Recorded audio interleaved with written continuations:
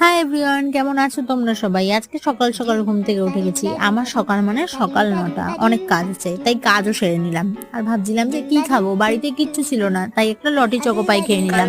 দোকানে গেছিলাম কিছু কেনাকাটা করার জন্য, তাই আমার জন্য একটু কুরকুরেও নিয়ে আসলাম। কেন বলো তো? কারণ আমি খেতে খুবই ভালোবাসি, আমার খাওয়া ছাড়া আর কোনো কাজই নেই। যাই হোক, আজকে দুপুরবেলার রান্না আমি করেছি। সয়াবিনটা একটু পুড়ে গেছে, কিন্তু খেতে পুরো টেস্টি হয়েছিল। বিকেলবেলা চা আর নিমকি খেলাম প্রত্যেক সময়ের মতন। আবার বিকেলবেলা না বসে বসে ভাবছিলাম যে কদিন পরে তো বিশ্বকর্মা পুজো আছে, কোন শাড়িটা পরা যায়।